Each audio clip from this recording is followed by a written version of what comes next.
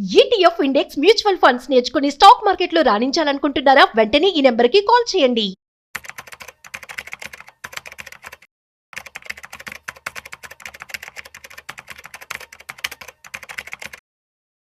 Hello viewers, stock market analyst Sundar Rama Reddy గారి జూలైలో జరగబోయే ఆన్లైన్ వెబినార్ కి ఎన్రోల్ చేసుకోవాలనుకుంటున్నారా? ఎస్ఐపి ప్లాన్ కానీ, ఫినాన్షియల్ ప్లానింగ్ కానీ, మరి రిటైర్మెంట్ ప్లాన్ ఎలా చేసుకోవాలి, కిడ్స్ ఉన్నారు, కిడ్స్ కి సేవింగ్ స్కీమ్స్ కానీ, ఇలాంటి డీటెయిల్స్ అని తెలుసుకోవాలనుకుంటున్నారా? మరి ఫీజు వచ్చేసి 4444. మరి కింద కనిపిస్తున్న నెంబర్ కి కాల్ చేసి రిజిస్ట్రేషన్ చేసుకోండి. నమస్తే, welcome back to Suman TV. ప్రస్తుతం మనతో పాటు ఉన్నారు stock market analyst Sundar Rama Reddy గారు. నమస్తే సార్. నమస్తే మ్యామ్. సార్, మార్కెట్ ప్రెసెంట్ చూసుకుంటే టూ మచ్ వాలటాలిటీలో కనిపిస్తుంది కదా, మరి ఎలా హ్యాండిల్ చేయాలంటారు ఒకసారి? ఈ వాలటిలిటీ అనేది న్యూ నార్మల్ అండి ఇండియన్ మార్కెట్లో, ఏ మార్కెట్లో అయినా సరే. మీరు ఈక్విటీ వచ్చారు అంటే డెఫినెట్గా వాలటిలిటీకి ప్రోన్ అవుతారు. ఎవ్రీ ఇయర్ మార్కెట్ యావరేజ్ మీద 50% డౌన్ అవ్వాల్సిందని ఎవరు అడ్డుకోలేరు. అలాగే అదే టైంలో మార్కెట్ మళ్ళీ ఎంతకంత రికవర్ అవుతూ ఉంటుంది. కాబట్టి మనం మార్కెట్ పాజిటివ్ కళ్ళు ఉంటుంది, నెగిటివ్ కళ్ళు, రెండు వైపులా స్వింగ్ అవుతూనే ఉంటుంది మార్కెట్. అందుకని జిగ్ జాగ్ మీద పైకి వెళ్తుంది తప్ప స్ట్రైట్గా పైకి వెళ్ళదు. అందుకని వాలటిలిటీ అనేది ఈక్విటీ మార్కెట్లో ఇన్బుల్ట్ అయి ఉంటుంది. కాబట్టి ఈ అసెట్ క్లాస్ని మనం డెట్ ఫండ్స్ తోటి, లేకపోతే రియల్ ఎస్టేట్స్ తోటి, లేకపోతే కమోడిటీ మార్కెట్తో మనకి ఎగ్జాక్ట్ కంపేర్ చేయలేము. కాబట్టి వాలటిలిటీ ఉంటుంది కంపల్సరీగా. దానికి ఎవరైతే టాలరేట్ చేస్తారో, ఎవరైతే వాటిని హ్యాండిల్ చేస్తారో వాళ్ళు మాత్రం ఇన్వెస్ట్ చేసుకోవడం బెటర్ అనమాట. అందుకని లాంగ్ టర్మ్ పాయింట్ ఆఫ్లో ఈ వాలటిలిటీని హ్యాండిల్ చేయడం నేర్చుకోవాలి. ఎమోషనల్గా వెళ్ళి ప్యానిక్లో సెల్ చేసేసి మళ్ళీ పోవడం కుదరదు. మీరు చూసుకుంటే కనుక అక్టోబర్లో మార్కెట్ ఆల్ టైమ్ హైలో ఉంది, అండ్ మొన్న ఏప్రిల్లో మార్కెట్ బాటంలో ఉంది. అంటే కంటిన్యూస్గా 8 months పడింది. కోవిడ్ తర్వాత అంత బిగ్గెస్ట్ ఫాల్ పడింది ఈసారి. ఇండియన్ హిస్టరీలో 2 times మాత్రం పడింది 8 months కంటిన్యూస్గా. అంటే ఎంత పెద్ద వాలటిలిటీ మీరు ఊహించండి. అంటే కోవిడ్ తర్వాత 1 week మార్కెట్ వెళ్ళింది, మళ్ళీ అక్టోబర్ నుంచి మళ్ళీ మే వరకు కంటిన్యూస్గా పడతా ఉంది. అక్కడి నుంచి మళ్ళీ రికవరీ కూడా అంతే స్పీడ్గా అవుతుంది మార్కెట్. కాబట్టి వాలటిలిటీ అనేది మార్కెట్లో న్యూ నార్మల్. అంటే ఈ ట్రంప్ వచ్చిన కాడి నుంచి ఏ ట్వీట్ చేస్తాడో, ఎలా ఎఫెక్ట్ అవుతుందో మార్కెట్ మనకే తెలియదు. కాబట్టి లాంగ్ టర్మ్ చూసుకుని తప్ప షార్ట్ టర్మ్లో ఈ వాలటిలిటీ ఇవన్నీ చూడమాకండి. వాలటిలిటీని హ్యాండిల్ చేయడానికి ఒకే ఒక రూట్ ఏంటంటే మీరు ఎస్ఐపీలు ఇన్వెస్ట్ చేసుకుంటూ పోవటమే. ఎస్ఐపీలు చేయడం ద్వారా ఏంటంటే కొత్త యూనిట్ తక్కువ రేటుకి దొరుకుతుంది కాబట్టి ఇట్స్ ఓకే అనమాట. కాబట్టి వాలటిలిటీ అనేది న్యూ నార్మల్ అండ్ హ్యాండిల్ చేయడం రావాలి. ఎమోషనల్గా పడ్డప్పుడు అమ్మటం, పెరిగినప్పుడు చేంజ్ చేయడం లాంటి చేయొద్దు. రెండోది డిసిప్లిన్ చాలా ఇంపార్టెంట్ అండి. మీకు ఏ పర్పస్ మీద ఇక్కడికి వచ్చారో రండి. ఒక హౌస్ కొనుక్కోవడానికి వచ్చారా, ఒక రిటైర్మెంట్ గోల్స్ కోసం వచ్చారా, లేకపోతే ఒక షార్ట్ టర్మ్ వెకేషన్ కోసం 2-3 years ప్లానింగ్ కోసం వచ్చారా, ఏ పర్పస్ కోసం వచ్చారో పర్పస్ చూసుకోండి. షార్ట్ టర్మ్లో మార్కెట్ కలిసి చూడమాకండి. డిసిప్లిన్ ఉంటుంది, చాలా ఇంపార్టెంట్. అండ్ మూడోది, మీరు మార్కెట్లో వాలటిలిటీ చూసి భయపడుతున్నారు అని అనుకుంటే ఎసెట్ డైవర్సిఫికేషన్ చేయండి. ఈక్విటీ ఒకటే కాదు, commodities, debt, international markets, debt funds ఇవన్నీ ఉన్నాయి కదా. మీకు నచ్చిన చోట అసెట్ డైవర్సిఫికేషన్ చేయండి. ఒక్కో అసెట్లో ఒకటి ఇన్వెస్ట్ చేయడం ద్వారా ఏంటంటే మనం ఈ వాలటిలిటీని హ్యాండిల్ చేయడం ఈజీ అవుతుంది.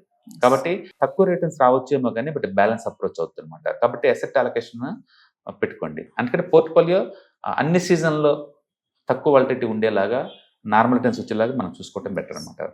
అలాగే ఎమోషన్స్ కంట్రోల్ చేయాలి. మార్కెట్ పడ్డప్పుడు ప్యానిక్ అవటాలు, పెరిగినప్పుడు గ్రీడీగా అవటాలు ఏది సూట్ అవ్వదు. ఎమోషన్స్ అనేది స్ట్రాటజీ ఏం కాదు, అన్ప్లాన్డ్ ఎఫర్ట్ వల్ల మనకు వచ్చిన సైకలాజికల్ ఫీలింగ్ అంతే. అది ప్లానింగ్ మనం ప్లాన్ చేసుకుంటే ఏముండదు, ఎందుకంటే మనం ముందే అనుకున్నాం కాబట్టి ఇవన్నీ కూడా. కాబట్టి ఎమోషన్స్ కంట్రోల్లో ఉంచుకోవాలి, లాంగ్ టర్మ్ ప్లాన్ చేసుకోవాలి. అండ్ హిస్టరీని చూడండి. ప్రతిసారి చార్టిస్ట్కి ఉన్న స్ట్రెంత్ ఏంటంటే హిస్టరీని చూడటం ద్వారా అది డూప్లికేట్ వద్దు నమ్ముతాడు. కాబట్టి మార్కెట్ పడిద్దా లేదని పట్టించుకోడు ఇంకా. ఓకే, మార్కెట్లో 4-5 years జీరో రిటర్న్స్ అనేది క్వైట్ నార్మల్. అది దాన్ని పెద్ద సీరియస్గా తీసుకోరు హిస్టారికల్ డేటా స్టడీ చేసిన వాళ్ళు. అందుకని పదే మీరు హిస్టరీని రీడ్ చేయడం ద్వారా ఫ్యూచర్లో ఏం జరిగే ప్రాబిలిటీస్ ఉన్నాయో మీకు అర్థమవుతూ ఉంటుంది. కాబట్టి హ్యాండిల్ చేయడం ఈజీ అవుతుంది. అండ్ కాంపౌండ్ ఎప్పుడు కూడా స్పాట్లో అవ్వదు.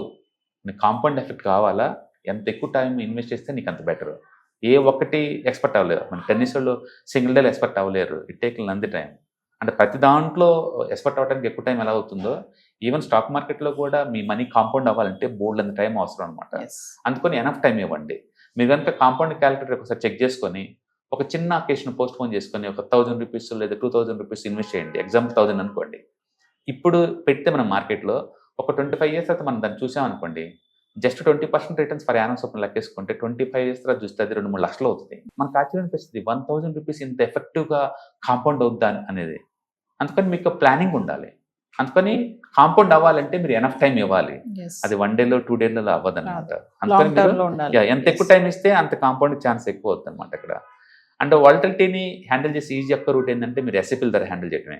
అందుకని ఈక్విటీ మిగతా ఎసెట్ లాగా బై అండ్ ఫర్గెట్ కుదరదు. అప్పుడప్పుడు ఇన్వెస్ట్మెంట్ చేసుకోవడం ద్వారా వాలటిలిటీని హ్యాండిల్ చేయడం మీకు ఈజీ అవుతుంది. అలాగే మీకు గోల్ షిప్ మీద ఇంపార్టెంట్. మన గోల్స్కి ఇది ఎంతవరకు యూజ్ అవుతుందో మీకు క్లారిటీ ఉండాలా. గోల్ లేదనుకోండి డిస్టర్బ్ అవుతూ ఉంటాం మనం. అందుకని గోల్స్ తోటి వస్తే మనకు క్లారిటీ ఉంటుంది అనమాట. అలాగే మార్కెట్ ఎప్పుడు అన్సర్టనిటీ ప్రోన్ అవుతూనే ఉంటుంది. నువ్వు దాన్ని ఎంతవరకు అడ్వాంటేజ్ తీసుకుంటూ తీసుకోండి. ఆ టైంలో నీకు 2-3 ఎసెట్ క్లాసులు ఉన్నాయి అనుకోండి, ఈక్విటీ డౌన్ అయినప్పుడు డెట్ ఫండ్స్ ఏదైనా ఉంటే అది దీనికి షిఫ్ట్ చేస్తావు. ఇది బాగా మూవ్ అయింది అనుకోండి, ఇందులోంచి కొన్ని తీసి రిస్క్ తగ్గించుకోవడం కోసం డెట్లో పెడతా ఉంటావు. అట్లా అన్సర్టనిటీని ఎవరైతే అడ్వాంటేజ్ తీసుకుంటారో they are making more money అనమాట. కాబట్టి ఇలాంటి టెక్నిక్స్ అన్ని ఫాలో అవడం ద్వారా మనం లాంగ్ టర్మ్ లో మనం వెల్త్ క్రియేట్ చేసుకోవచ్చు. అంతే తప్ప వాలటిలిటీ అన్న ఒక రీజన్ తోటి మనం మార్కెట్ దూరంగా ఉన్నాం అనుకోండి, మీరు డెట్ ఫండ్స్కి వెళ్ళాల్సి ఉంటుంది. అక్కడ ఫిక్స్డ్ రిటర్న్స్ వస్తాయి కదా, క్యాపిటల్ గ్యారెంటీ ఉన్నా సరే శిక్షణ వస్తుంది. అందుకని విత్ వాలటిలిటీ తోటి మీకు ఇయర్లీ -20 +20 ఊగుతా ఉండే అసెట్ ఇది కావాలా, లేదా నాకు అసలు వాలటిలిటీ వద్దు తక్కువ వచ్చినా పర్వాలేదని ఇయర్లీ 6-7% వచ్చే అసెట్ కావాలా, మీరు డిసైడ్ అవ్వాలి. మీ ముందు అన్ని చాయిస్ ఎప్పుడు క్లియర్గా ఓపెన్గా ఉంటాయి. కాబట్టి ఇది తీసుకొని కంప్లైంట్ చేయకూడదు, ఇది తీసుకొని తక్కువ రిటర్న్స్ అనకూడదు. ఓకే, రిస్క్ రివార్డ్ రెండు కూడా 1 by 1 మూవ్ అవుతూనే ఉంటుంది. అంటే ప్లాన్డ్ గా వెళ్తే సడన్ గా ఏదైనా పానిక్ వచ్చినా కూడా మనం టెన్షన్ పడాల్సిన అవసరం ఉంది. ఎందుకంటే మీకు తెలుసు మార్కెట్ పానిక్ వస్తే ఏమవుతుందని. అది తెలుసు కాబట్టి మనం దాన్ని హ్యాండిల్ చేయడం ఈజీ అవుతుంది. మీ టార్గెట్ ఎలా ఉండాలంటే 2030 కల్లా మనం ఎక్కడ ఉండబోతున్నాం దాన్ని విజులేషన్ అవ్వాలి. మీరు 2030 కల్లా నేను లైఫ్ ఇలా ఉండబోతుంది, నా లైఫ్ ఇలా ఉండబోతుంది, క్లారిటీ ఉండాలి.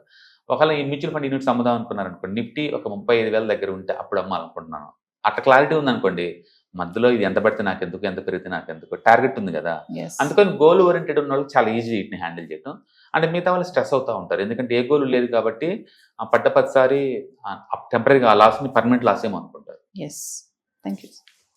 హలో ఫ్రెండ్స్, ఫైనాన్షియల్ ఫ్రీడమ్ మీద వెబినార్ జరగబోతుంది. ఇది డైలీ 3 hours ఉంటుంది, 3 days ప్రోగ్రామ్.